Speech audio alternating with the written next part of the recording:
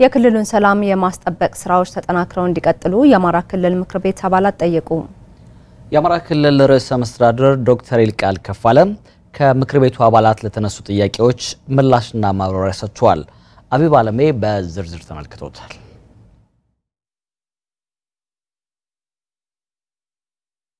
ሁለተኛ ዓመት ስድስተኛ ዙር መደበኛ ጉባኤውን ያደረገው የአማራ ክልል ምክር ቤት በርከት ያሉ ሐሳቦችን አንስቶ ምክክር አድርጓል። የምክር ቤቱ አባላት በሰላምና ደህንነት ከጸጥታና ወንጀል ጋር በተያያዘ የተከሰቱ ችግሮችን አንስተዋል። ሰላማችን ይከበርልን፣ እንቅልፍን ተኛ። ህገወጥ መሳሪያ ደላላ እዛ ነው ያለው።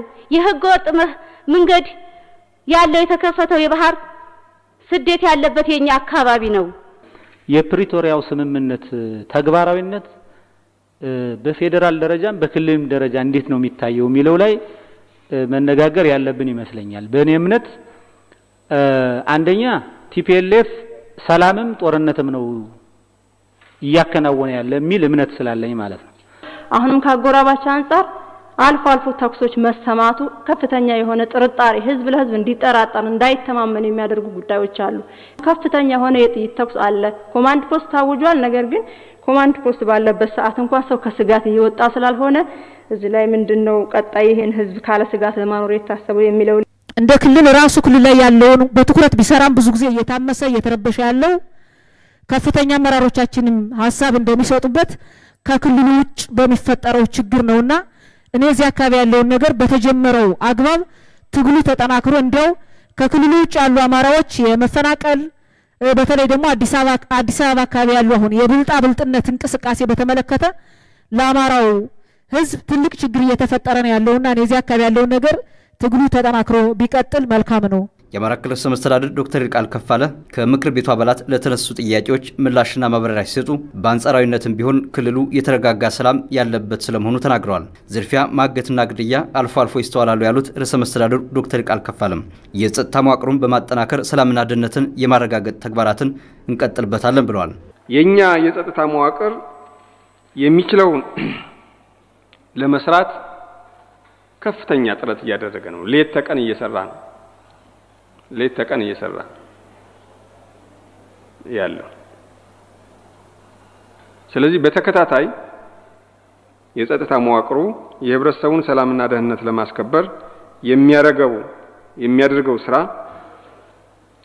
የተጠናከረ ቢሆንም ግን የበለጠ ድጋፍ በሰው ኃይልም በአደረጃጀትም በሎጂስቲክስም ማጠናከር ያስፈልጋል። ህብረተሰቡ ያለውን የህግ አመለካከት በማሳደግና በማሳተፍ ህገወጥ ድርጅትን ከምንጩ ለማድረግ እንሰራለን ብለዋል ዶክተር ይልቃል ከፋለም። ዜጎች በሰላም የሚንቀሳቀሱበት ክልል እንዲሆን የማስተካከያ እርምጃዎችን ቅድሚያ በሰላም ለመፍታት እንደሚሰሩ አስታውቋል።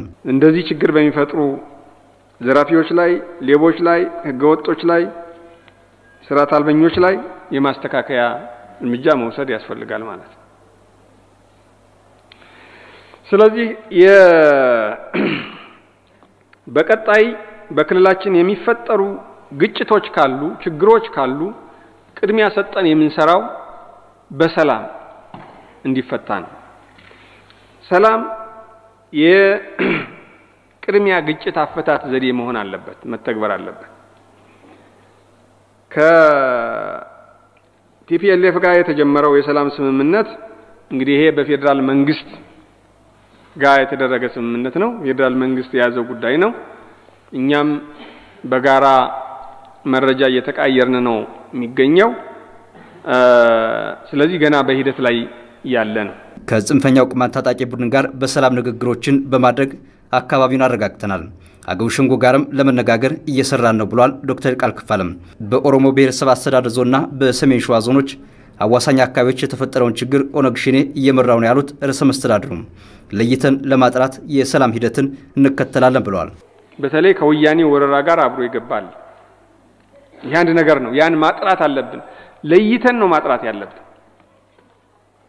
ህዝቡ እንደማንኛውም ህዝብ ሰላም ፈላጊ ነው። አብሮ መኖር የሚፈልግ ነው። ስለዚህ የመጡ ግንኙነትን የሚበርዙ የዚህ አይነት አስተሳሰብ ተሸካሚዎች ግን አሉ። ስለዚህ ለይተን ማጥራት አለብን።